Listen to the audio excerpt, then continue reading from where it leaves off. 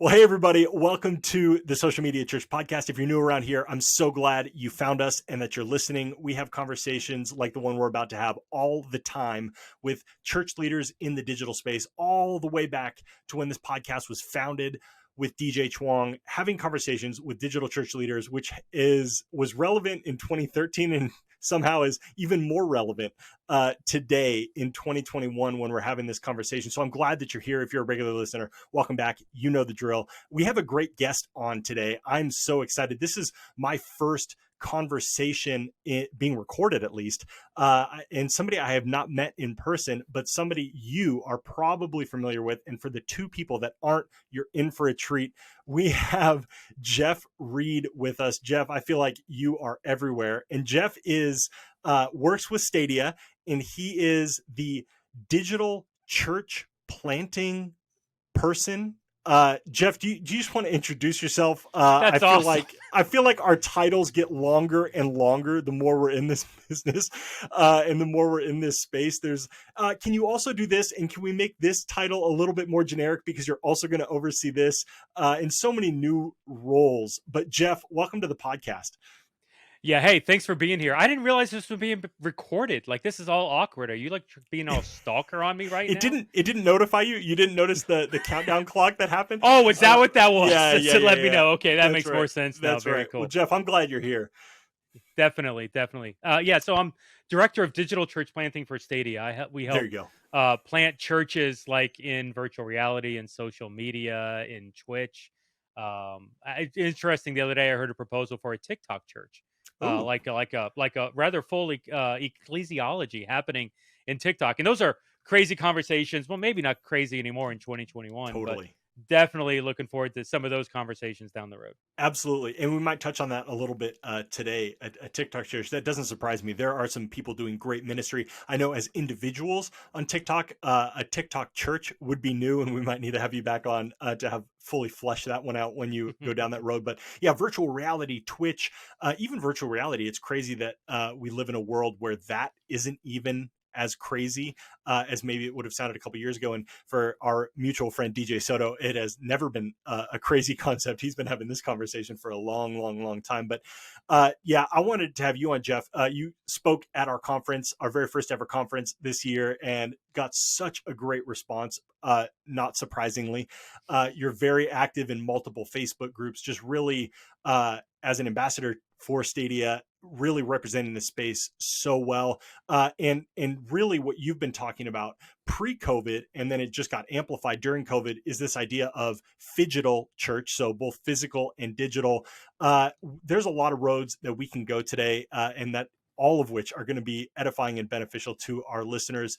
But just the state as we record here in the back half of August 2021, just kind of the state of phygital church, and then let's go into it. What are some of the conversations you've been having, different ideas you've been fleshing out, all of those sorts of things?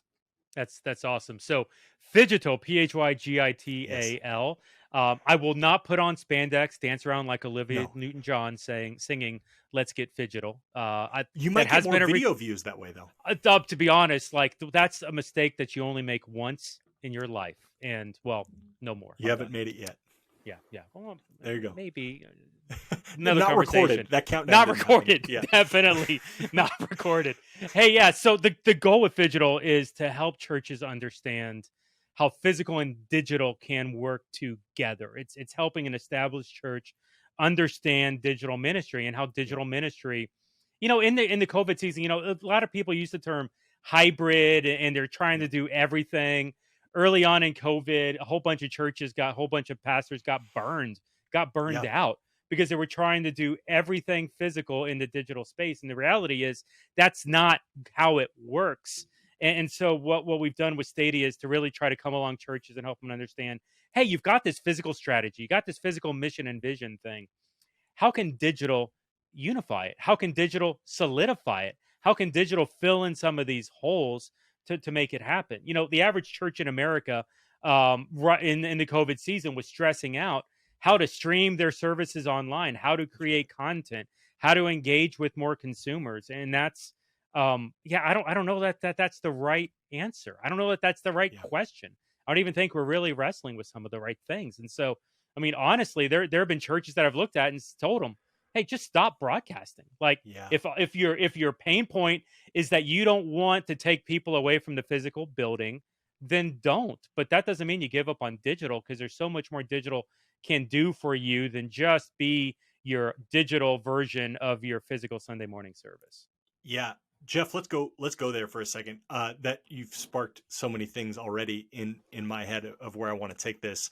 Um, but yeah, I'd love to hear somebody.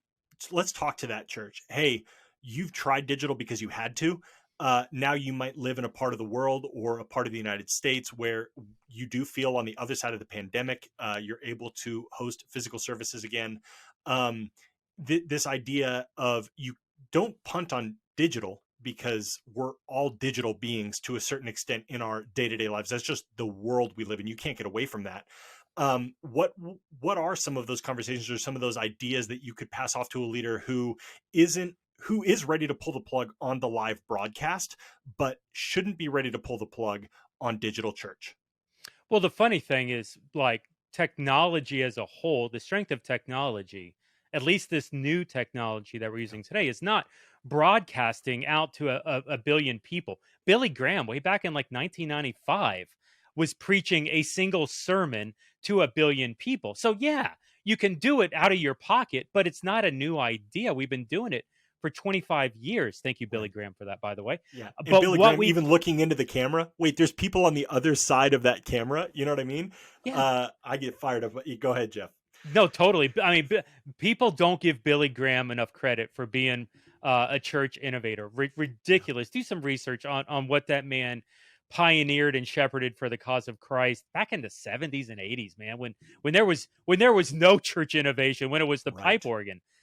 Phenomenal stuff. But 25 years later, 2020, wherever, 2021, 2022, wherever we are in the Yeah. grand equation of things, man, the strength is engaging. It's Yeah. dialoguing. It's having a two-way conversation with someone. You and I are talking right now. I'm in Miami, Florida. I know you're Pacific. You're LA. California, Yeah. right? We LA. got coast to So coast here. we are literally opposite sides of the Yeah. country right now. Totally. It's a what, 10, 12 hour flight to get Totally. from eight, something ridiculous, from you to me, but we're able to have a two-way Right. conversation very easily and record that and distribute it to hundreds or thousands of That's people right. available on demand. And so, like, this is the heart of technology. It's this engaging, it's this relational piece. And as much as we, the church, want to continue maybe some of our physical ideas of church Yeah. where we're creating an event, where we're creating content, the reality is that if the church really wants to connect with people, it's not that content, it's not that digital event. Yeah. Stats tell us people cold to Christ don't care about that event. Yes. Stats tell us that people cold to Christ are looking for relationships. If they have spiritual questions, they're going to go to their friends and have conversations about those spiritual questions. And so, Totally. really, I mean, when we talk digital or phygital, and this is really what's even different from like hybrid. It's a Yeah. church that's going hybrid, is trying to figure out how to do everything digital in the same way that's done physical. Yes. Let's just carbon copy, mirror image of it.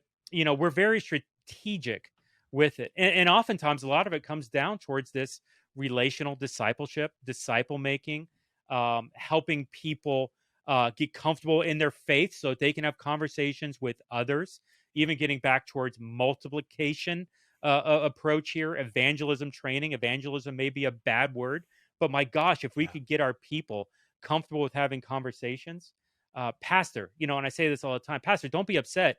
People are not in your building. Be Yeah. upset that people have no spiritual purpose Yes. when they're not in your building. And so it's more of how can we utilize digital to reinforce that within an existing church? Totally. Yeah. And I think that that's a great way to think about it, especially if you're just not ready or you're done with broadcasting your live weekend services. That's just one. And yes, it's big, but that's just one piece of content that you could be doing. And you're probably seeing this as well, Jeff, where the conversation even seems to be changing from content is king to community is king. And the best engagement, yeah, there's a lot of engagement that happens on great content, but really great engagement happens when you've established community. And I think when the pandemic hit, one of those, I mean, countless conversations, as you probably had with churches. Hey, Aaron, we're trying to figure this out. Hey, Jeff, we're trying to figure this out. What are some of those things we should do right away? The first point is like, hey, yeah, you're live streaming, or hey, you have it up, but you got to be having a place where those people who are engaging can come and engage all throughout the week, aka community. And here we are in a season where digital community is still so important, and that's true of someone attending physically as well as someone attending exclusively online. Maybe they're in a different state, different country, but having digital communities. And so I'm curious, Jeff, maybe do you want to speak to in even a distinction between hybrid and phygital? And then I'd love to hear you talk about maybe this transition from content is king to community is king. And you need content to build community, but Yeah. that community being ultimately that most important piece. And you're right. Community is that most important piece, and it's ironic. We're here with social media church on Yes. that podcast, and if all we're doing is creating content that's Yes. getting the thumbs up emojis, getting some of the heart emojis. I call it the Care Bear, the hug in the Yeah. heart thing. If all we're getting is that, and we're not building relationships, is that really a church?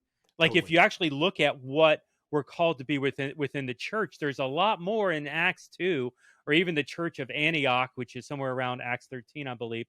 There's a Mhm. lot more into that ecclesiology, into the biblical functions of what a church is than just creating that content. Jesus Right. himself, as a matter of fact, I tell the story in John 6 a lot. Jesus was one of the best at this. John 6 is one of the feeding of the thousands. You can the church.digital Yep. slash John 6. You can find a blog written there, but at Okay. the heart of this, Jesus had a ridiculous amount of, let's just go ahead and call them followers. He had followers following him, consumers, hanger ons, because Jesus was doing miracles. He was meeting people's physical needs. And Yep. as a result, people were following him, even to the point of, hey, Jesus, what's for dinner? I'm hungry.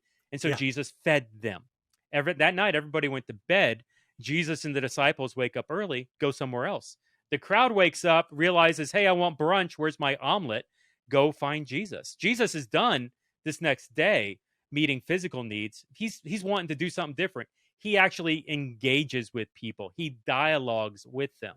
He starts saying some crazy stuff like, eat my flesh, drink my blood. Check it out in Right. John 6. And as a result, the people were offended, even to the point that some of the disciples walked away from Jesus as a result of this event. Now, that engagement, that filtering of the hanger-ons, of the consumers, of the followers, it left Jesus with the core group upon which the church of today was built. Yes. That foundational group was the beginning of a massive movement of Christ, of Christians across that region. That is the foundation upon which our church is built today. And so, if all we want are the thumbs up, hey, Jesus was great at that, man. He made a great dinner, whatever that was at the time. However, it's important to notice Jesus didn't stop there. And, That's and right. if for us as a church, that engagement, that filtering, that dialoguing, that community is so important, even within our social media. It's not making statements. I don't know if you realize this, but in today's culture, like people that make hard statements, they're not often listened to. Right. Hard statements on Twitter are not going to change people's minds. It's 2021. We're That's way right. way past that at this point. Newsflash, But in case you yeah, missed it, exactly. that Get the doesn't work. tattoo. Now, a dialogue. It's better to ask questions than make statements. It's better to use Yeah. question marks than periods. Let me listen to you first, and by me showing you respect, you will show me respect, and with that mutual respect, we can dialogue. It's a That's right. much more boil the frog slowly approach, but the heart of this is we're now engaging in a two-way conversation that is going to hopefully allow you to see my point and for me to better understand yours. This is how the church moves today. It's through dialoguing, it's through asking questions, it's from learning people's perspectives and growing through that. That's right. This is the community of the church for tomorrow. Now, I'm not displacing the place of Christ or disciple making, like that's crucial, but we're not going to get people to buy in to this idea of Christ or the idea of disciple making or multiplication just because we say so. Right. We need to be dialoguing with them, and we need to even be getting others to have this conversation. I tell this all the time, and there's, there may be some pastors listening to this, and if not, social media directors, Yep. write down this time code because you want to tell your pastor, hey, some crazy guy in the podcast said this right now. Write it down. Yes, that's right. The how power the voice of your pastor has never been as little as it means today. The Mm. influence that your pastor's lead pastor's voice Mm-hmm. has never meant as little as it does today, and it's going to decrease more and more. Even, and I hate to even say this on a social media podcast, our institutional voices are Yeah. going to decrease as well. The influence of our future, what the future of our church look like, well, Francis Chan said it, evangelism of the future is going to happen in our living rooms, in our houses, not in our cathedrals, in our temples. And Yeah. so the more that we can get people to understand the power that they have to reach their friends, their circle of influence, what the Bible would call their oikos, it's an immensely powerful opportunity that we have. And it's what the church is going to look like in the future.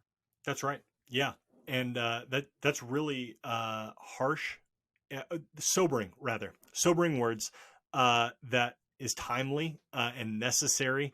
So, I think that this is kind of leading to that distinction between a hybrid model and a phygital model. Do you want to just kind of draw what is that hairline distinction between those two Yeah. things?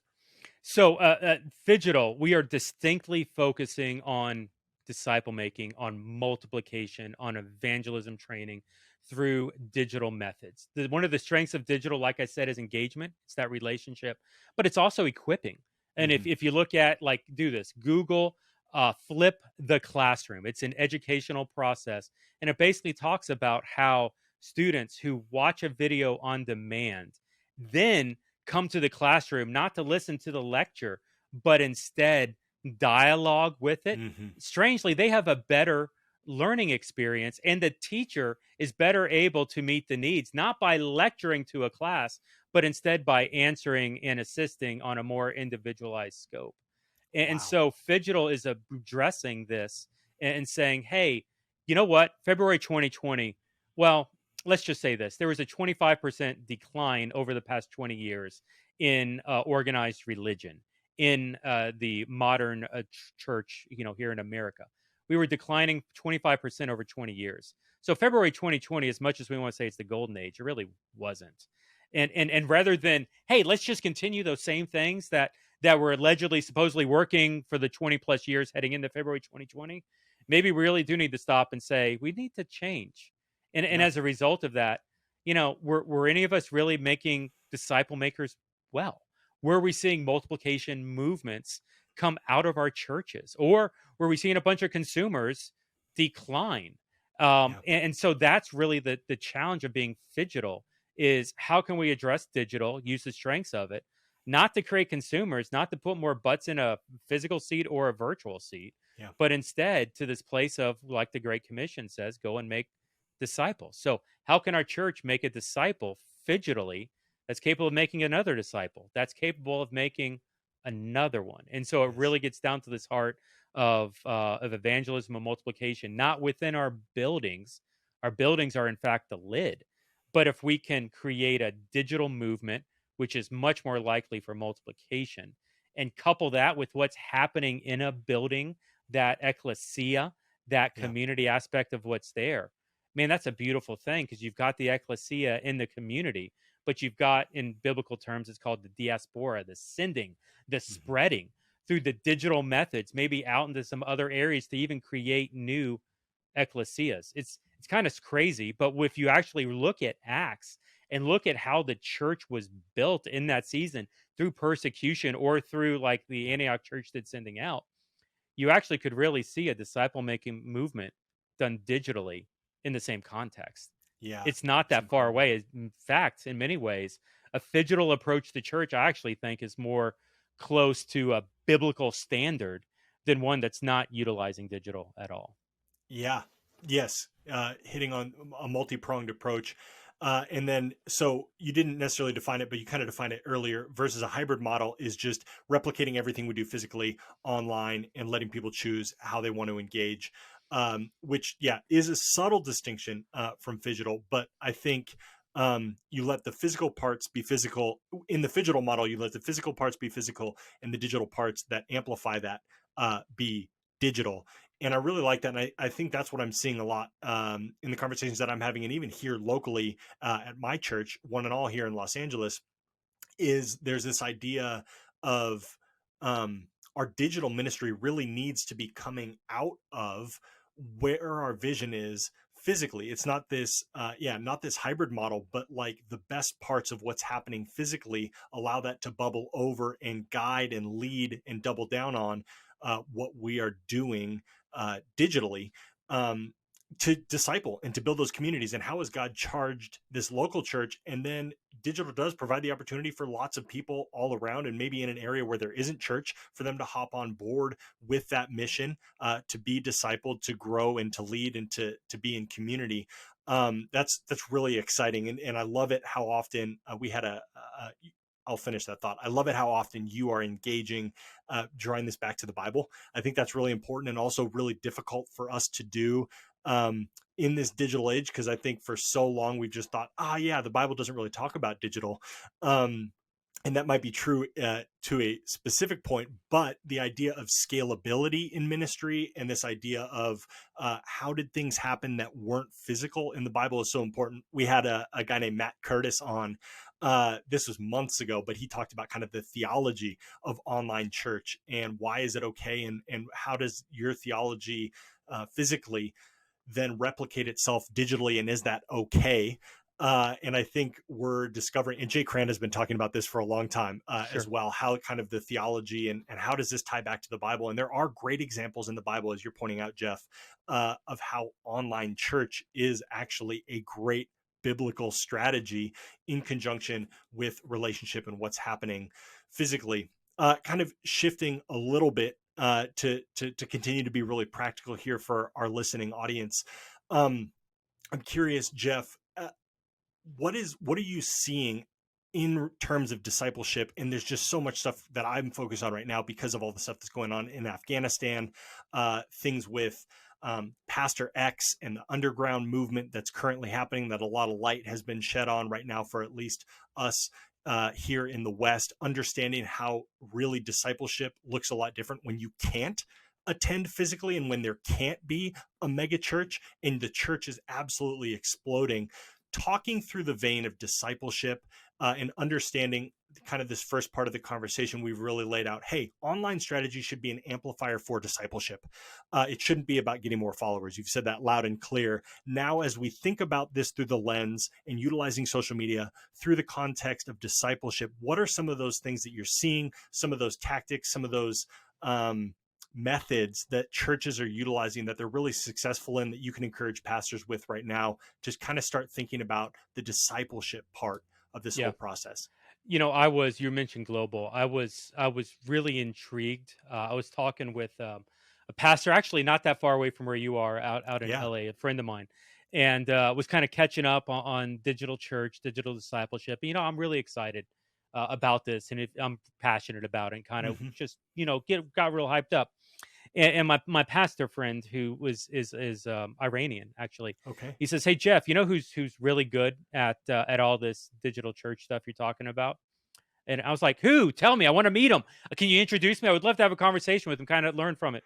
He Yeah. says, "Every pastor in Iran, Yeah. literally, because that's all they have. While we, the U.S. church, are questioning whether or not digital church, digital discipleship is effective." He says the Iranian church utilizes satellite broadcast to connect with people. That drives to a WhatsApp channel, or a website to a Yep. WhatsApp channel. And through that WhatsApp channel, the church is actually discipling people in homes in Iran, even to the point that an Iranian accepts Christ and is then discipled to the point of leading That's everyone right. else in that house to Christ. So the new Christian in the house is tasked with bringing the family Yes. to Christ and getting baptized. Now, the reason I said baptized is the baptism act in Iran is the point that you can be killed, that you can be martyred for Wow. your faith. And so a digital church utilizing tools like WhatsApp are Yes. literally discipling people to the point that their government can kill them. Yes. And that's actually effective within that country. And Yes. now you're starting to understand what disciple making really could look like in a church that maybe doesn't have the perceived freedoms that we Totally. have here in America. And you're starting to feel what that toll is. And maybe you're recognizing how lax our disciple making approaches are within our church. Totally. So the real question that I would ask, and Yeah. it's not, I don't think you can look at our churches and say we have disciple makers in our church like Iran. I think that's an example of, hey, we're not up to par That's with right. that. We've got to raise our standards, Agreed. pastor, church, so that we can be ready for what's coming. I read the end of the book. We're not in it. I don't want to give too much away, but maybe you Yeah. should check it out. Yeah. But the question is do you want to disciple people? This is crazy because we have to disciple people, church. It's do you want to disciple people outside of the 30-mile radius of your church, or do you Yes. just want to stay within the inside? Because whether you want to hyper focus inside that 30-mile radius, or if you want to be a national church that's discipling people outside, either way, digital discipleship can be utilized. It just depends upon that focus. And Yep. so you getting an understanding of what type of church you're going to be within the physical radius or outside of the physical radius, but then utilize these tools and disciple people to the point where they're discipling their circle of influence Yes. that's now discipling their circle of influence. And by the way, none of this has to do with your sermon. Yeah, that's right. Oh, that just maybe got weird for somebody. Sorry. Important. Yeah, Important side for note. them to hear that. Yeah. Yeah. Well, yeah. If you're listening to this, I know that there's somebody that needs to be hearing this. So share this link with them. Jeff, you already gave them earlier in this episode an earmark to send to their lead pastor. Maybe you are the lead pastor, or you know somebody, you have a friend that needs to hear this. This is a great opportunity to share this with them. But Jeff, that we had a Nachi Lazarus hop on and talk about, and actually at the whole social media church conference, he gave his whole talk on utilizing WhatsApp and those instant messengers like Telegram, Signal, even Facebook Messenger. And how we are underutilizing that as the church. But Iranian churches and churches in the Middle East where Christianity is illegal are absolutely not underutilizing those. That's their kind of only option. Yeah. I'm curious if there's real, maybe if there is something practical out of that conversation that you had with your pastor friend out here in LA. That somebody could take action on right now. Maybe they're intrigued by this new concept. How does that get started? How do you start implementing that? What do some of these discipleship processes look like that you've seen be effective? So, and I'll tell you this, and this may be super basic, super simple. We got some smart social media people Yes. here on this crowd, and so I don't want to be. I tell this to people, they're like, "You can do that." It's like, yeah, you can, and it's going to build right off those IM tools. Yes. Anytime someone likes, thumbs up, emojis, comments, shares, whatever, Care Bears, your church's post, and you don't know who they are, instant message them. Yeah. Hey, tell me about yourself. How can I pray for you? What's life look like? How can we as a church, how can we minister to you? Start to build that relationship. And honestly, there are times where I would almost say do it off brand, not necessarily on the church brand, but out of your own accounts, Yeah. and start to build relationships with the people. Here's what I know. I've had churches tell me that they will have 80% response rate on cold calls, cold messages done via Facebook Messenger. So if I don't know someone and I reach out to someone on Facebook Messenger I don't know, there's 80% chance I get a response. Now, a couple times that response may be F you or Yeah. something else that you as a church doesn't want to hear, but at least you're getting that response. Yes. And so take advantage of those one-way conversations. Jump into Facebook groups, maybe that are within your physical location. So where you are in Los Angeles, or I was Yeah. just on with a digital pastor in Reno, and was sharing a lot of those same experiences of, hey, do a Facebook search for groups in Reno, and Yeah. not touting some event, not touting church service on Sunday, physical or digital, to Right. build relationships. And through Yes. those relationships, eventually point to Christ. But you've got to have the relationship for it to stick. Otherwise, you get people to drop into a stream for maybe 15 seconds, not leave a connection card, disappear, and they're gone again. You want to actually work the soil a little bit to cast that seed on viable soil. It's turning that rock into something that'll plant. And That's so right. the challenge is for us as out there, social media directors, utilize these tools to build relationships, not to communicate events, not to communicate next steps, or I mean, even discipleship pathways and processes. Yes, your church needs to have those things. But if all you are is pushing that you want them to do something without actually taking the time to learn who Totally. they are, then your organization, your institution has no value to them because you've yet to listen to them. Absolutely. Which you pointed out earlier, Jesus was phenomenal at the best example at, which is why we, one of the many reasons we follow Jesus and his example of how he lived here on earth. As we disciple, invest in relationships, starting with that relationship. Chris Abbott was on recently as well, talking about digital advertising, specifically on Facebook, having that drive directly to Messenger, and how can we pray for you? Really practical ministry things before they're ever, quote unquote, a part of our church. Jeff, multiple times this podcast, you've made mention and kind of said some harsh truths to lead pastors, or at least teaching pastors, really that their voice isn't as prominent as it used to be. Their messages aren't the main thing anymore. What place does weekend teaching have? And kind of maybe this as an opportunity for those pastors who are ready to rethink about what that uh, pulpit, I'm doing air quotes. If you're watching on YouTube, you saw that. What that pulpit space can actually be used for to help drive things digitally, that maybe we've not thought about before. In the phygital space, let me simplify it to this question. In the phygital church, the role of the sermon is what? Yeah.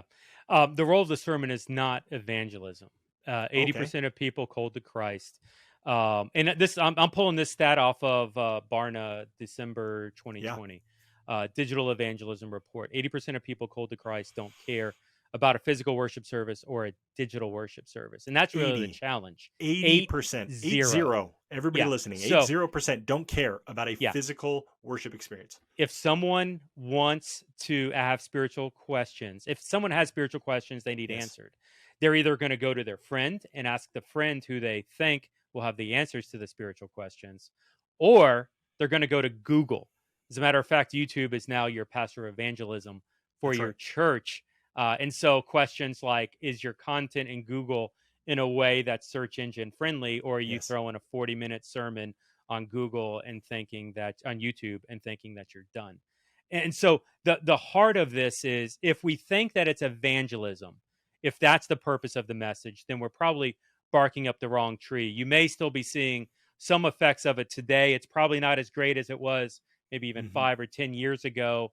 And to be honest, I would ask questions like, those people, the salvations you are seeing, are you seeing them connect quickly to the church beyond, or are you seeing it drift away?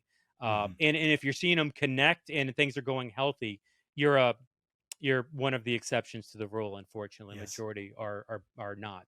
And so, what role does it play? I would get in more, and this is another concept, but it's this idea as church's platform. Now, give me a little leniency here. Airbnb, as an example, corporate out there, right? Airbnb pre-COVID made more than the top 5 hotel chains combined. Not because they were trying to create a better product, not because they had better concierge service or cleaning crews or Yep. luxury hotels. They don't have anything.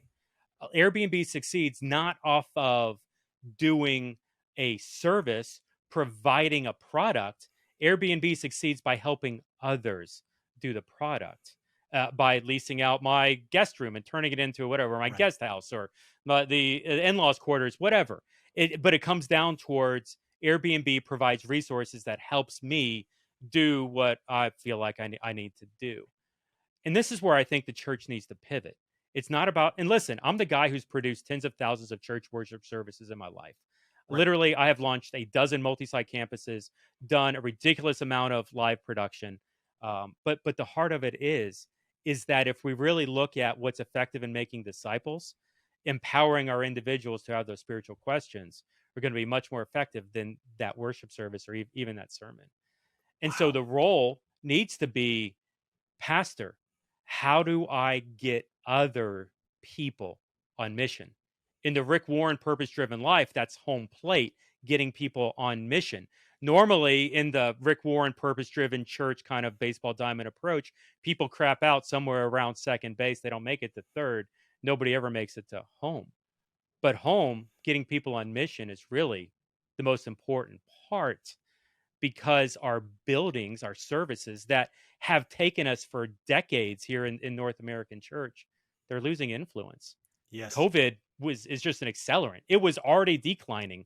COVID Totally. just got us there quicker. And while we're grasping, trying to hold on to what could be or what was at one point, it's whittling away to the point of we're gonna have to pivot and do something different. Even without COVID, it was inevitable. And Yeah. for us as a church, we've got to acknowledge that the queen, on the chessboard, that weekend service, the most powerful piece, is no longer the most powerful piece. And even if I was a physical guy, I would still believe that. I am a Yes. digital. But the heart of it is because that physical service isn't producing the disciple makers that are necessary to sustain us on the road that we have ahead. So that's really good. So in summation, and this is, if this isn't for any of our listeners, this is for me. Just so I'm retaining this, because guys, I like, and listeners, it's important for you to understand that Jeff and I are both working through this as well. And me particularly being a part of a local church, we are absolutely trying to figure this out. And so Jeff, your words are invaluable. So kind of in summation, the weekend physical gathering really needs to be focused on the equipping of the saints, the empowering, the encouragement that, hey, we're in this together, we can do this, but it's for the Christians. And there's other things that we need to be doing. And so utilizing that weekend service to empower the individuals to go do the evangelism and the discipleship that's happening in DMs, that's happening on, at their workspaces, very similar to what's happening in the Middle East. So am I gathering that correctly from what you're Yeah. saying, that you really think that the weekend service, we need to double down on talking to the believers that are there, encouraging them, empowering them, equipping them to then go out into their weeks and do this digital, or well, I guess it could be digital, but also physical evangelism. Yeah. That evangelism, that multiplication, that sharing of faith with others who don't know Jesus, that's the most important thing we can do today. 100%. And so the more that we can structure our resources, I had one of my friends at Stadia told me, Jeff, we need to get out of the church service business. Our organizations need to stop pouring all this energy into creating these services, and instead we need Totally. to get back towards this place of a disciple making business. The reality is Aaron, and so you and I, we've got a mutual friend that's a digital pastor, and Hmm. Easter 2020, he told me, Jeff, we had 500,000 people view our Easter service online. He was excited. He was celebratory. It was Sure. 500,000 people, 500,000. That's a lot of people. And so I said to this person, I said, great. How many connection cards did you get? How many people did you meet in chat? How many Right. relationships were started out of those 500,000? The answer was 11. Yeah. And Wow. so, like, this idea of the church service to create disciple makers is flawed. It doesn't work. Now, you may tell me, yeah, well, we're not that bad. Take weeks, months. Who have you met? Who have you discipled Right. that's discipling somebody else over the past 6 months within 2021? And you'll discover that service is really creating more content. And because of privacy laws, it's hard to discover who those people are. Totally. The best resource that your church has right now is sitting in the pews Sunday morning, maybe Yes. 1.2 times a month or whatever the ratio is down to for your Yes. church. And if we can activate them, if we can get them on mission to reach their physical and or digital circle of influence, pastor, you're staring the answer in your face every Hmm. Sunday. It's Yes. those people. So how do we get them trained, discipled? There's solutions like Timothy Initiative. There's solutions like Disciples Made. There's so many different solutions that are out there that are Yeah. already created, rooted, where they are Yep. walk through evangelism training, disciple making purposes, Yep. no place left, 4 fields. And so as a result of this, Emotionally healthy discipleship. Pete Zume Scazzaro. training, Yeah. Pete Kazero stuff. I just did not discipleship. I did one of them. Relationships. Relationships. That's it. So Um, good. you kind of stabbed me in the back a couple times. Like, ooh, Yeah. I didn't know I had that pain point, but there it is. It's right there. He was Yes. so good at that. Yes. But there are solutions that are out there that you don't have to reinvent the wheel. It's just bringing along one of these solutions and experiment with it. Hey, let me grab 12 adults, 6 of them staff, 6 of them high level volunteer. Go through this. Tell me what you think. Totally. And then church pastor, our job is to encourage people, is to whatever it takes to hold them accountable without shoving their nose in it, but Yes. encouraging them to have those conversations, not to grow the church, not to get that extra building, but to create a disciple that's creating a movement of God in that space. Yeah, I think that's it, Jeff. And that's probably the most difficult part for us mindset shift wise is everything, even if it wasn't happening on the weekend service, everything is drawn back to the weekend service for the sake of numbers. And we found out and got a real stab in the back from the coronavirus and the pandemic that is no longer the metric. And again, I just do a plug for Pete Scazzaro, good friend, just fantastic guy, fantastic ministry.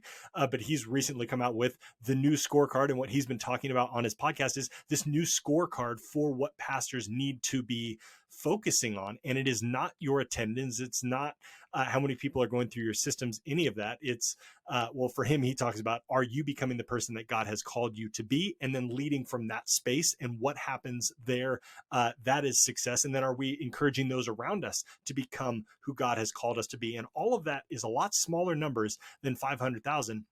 And for us, 500,000, and for you in your context, maybe it's that 2,000 marker, or maybe it's we had 100 people on our live stream this week.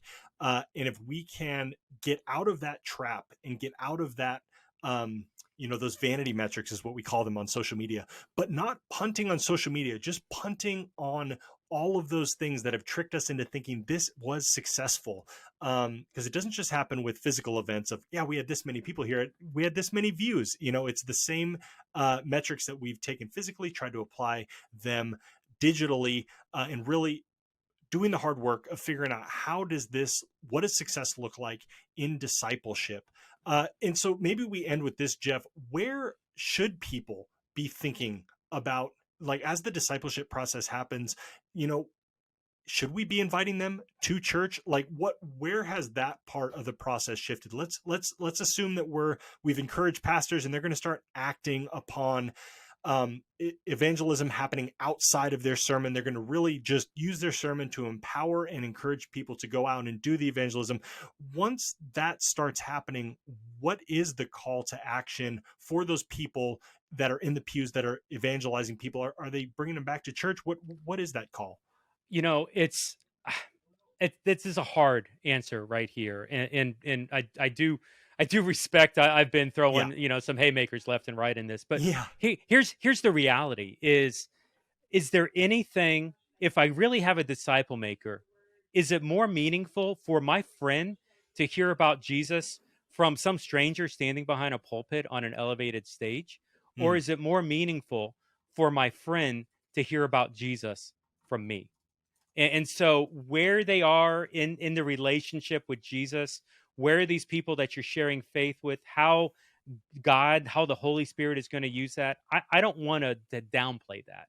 But what I do want to say is if that we are outsourcing, if we continue to outsource evangelism and connecting people to Jesus to a professional man who's standing on stage behind a yes. pulpit, we're missing the point. And by the way, church, we're missing the point as well. It's not one man exuding his spiritual gift, or woman, excuse me, no Yeah, judgment.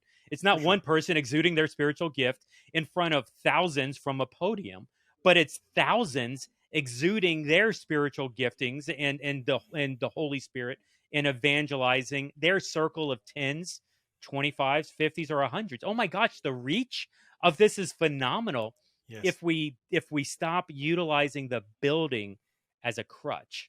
Yeah. And that's really the heart of this. Can God use the building? Of course. God can do that. Can God use you in a more impactful way to reach only the people that you can reach? Certainly. And if that's the takeaway for this, hopefully it is that there are people in your life, there are people within your social media influence that you know today, that you used to know, or maybe you've never met. Yep. But God has an opportunity for you to utilize that social media tool to make a difference in someone's life, to even disciple them in that space.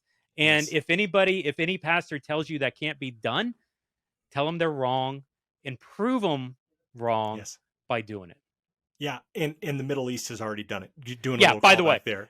I can get you connected with that guy. That guy, he wouldn't turn on his Zoom camera for 30 minutes. Wow. It was 30 minutes into the conversation because he didn't trust me that I was going to Yeah. because it was going to kill him. I mean, Totally. that's the tension of this. And Yes. that guy's making disciple makers digitally. Why can't we? Why Totally. shouldn't we Totally. follow suit, see where God's moving, and join him in his work? Offline, Jeff, I'm going to get that name from you. I made a note here during our podcast. We'll see if we can get him on the podcast. That's conversation for another time. Jeff, so thankful for you here.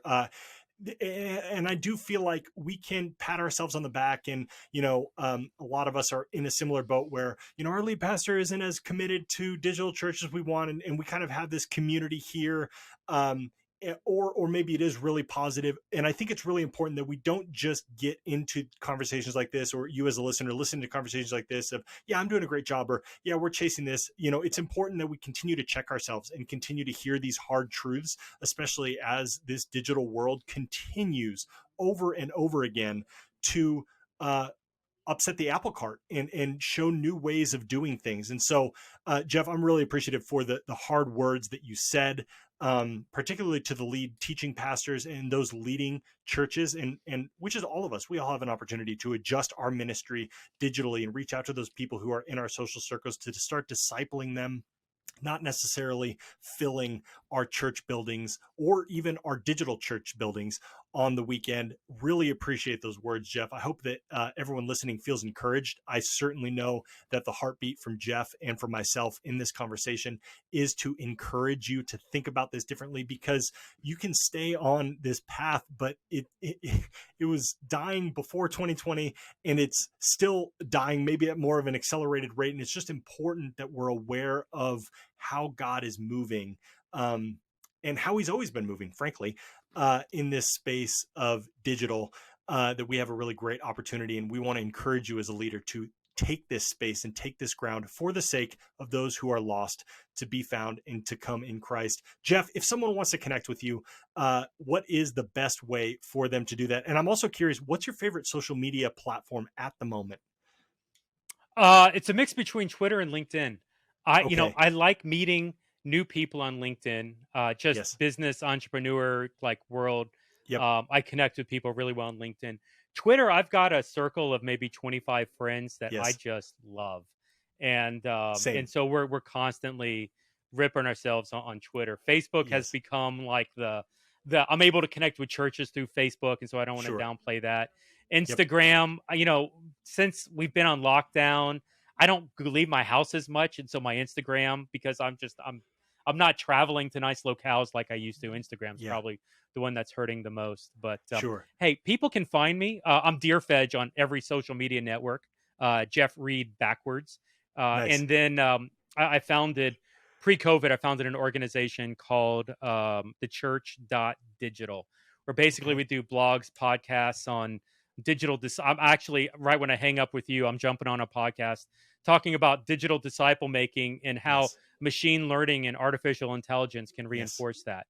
And so Absolutely. I'm like, dude, I these are two words that I don't use on a regular basis. Actually, that's four words. Sorry, machine There you go. learning and artificial intelligence. So looking forward to that conversation. But all that and more is over at the Church Digital. And if a church is out there, it's like, hey, Jeff, you've really challenged us. We're wanting to hear more. We have phygital through Stadia. We have phygital learning communities. We've helped hundreds of churches in this COVID season figure out everything I just talked Yes. about, digital disciple making, Yep. multiplication. It's stadiachurchplanting.org/phygital, phygital, stadiachurchplanting.org/phygital. We literally own the trademark on phygital. I don't know. It's kind of cool. We can That's define awesome. the word to be whatever we want it to be, but really, it's at the heart of this is disciple making and multiplication. So, we'd love to help y'all, any church out there, figure this out. That's fantastic, Jeff. And anything that Jeff didn't mention, because he does a lot, everything that he just mentioned and probably a little bit extra is in the show notes of this episode. So make sure you go and check that out. Jeff is fantastic at connecting. At him on Twitter. You could also at me on Twitter. We actually just, Jeff, I just connected. Somebody was trying to connect with you at a conference, and I celebrated them for doing it. I was like, oh, I'm trying to, Aaron, we've never connected. And so then we hopped on a Zoom call this past week. One of our listeners, Twitter is a great space to have these conversations. I know a lot of people think that it's dead, but these authentic conversations like water cooler, just the access that Twitter has always given to people is great. So make sure you reach out to us on there, and on a more professional level. Jeff also likes LinkedIn, so connect with him on there. He will get back to you. Jeff, any final thoughts before we wrap this up? I had a meeting with 15 digital church pastors, mega, giga, multi. These are giant churches. 8 of them looked at me and said, Jeff, we have no idea what we're doing. And so if you're out there and you're like, Yes. I want to abandon digital because I don't know what I'm doing, join the club.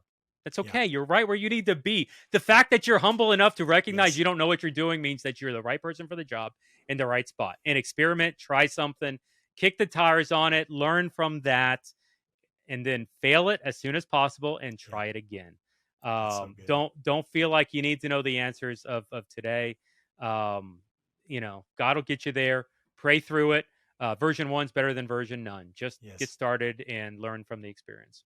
That's so good, Jeff. I'm glad you said that. I try to say that as often as possible as well. There's people that have been doing this forever with all the resources in the world that are saying that exact thing. I don't know what we're doing. This world has brought me to a new spot that I don't know how to engage with, which is why, one of the reasons why, well, let me say this. If you want to connect with Jeff, show notes. If you missed Jeff's message or you want to watch it again from the Social Media Church Conference, you have an opportunity to sign up for what we're calling Social Media Church Partners. And the reason we've languaged it partners is for all of the reasons that Jeff just said. There's a lot of people, most of us, and if someone does claim to know what they're doing, connect them to me or they're lying.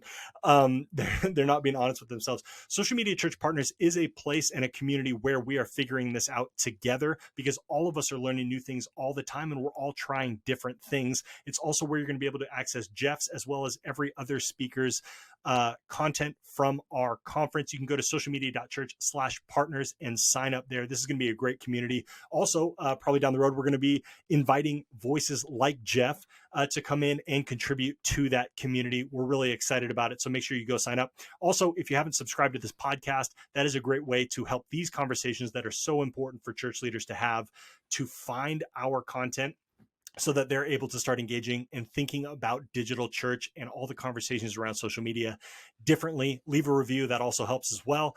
And we will connect with you on the next show. Thank you so much for listening. This is the Social Media Church Podcast, and my name is Aaron Magnuson. Thanks, everybody.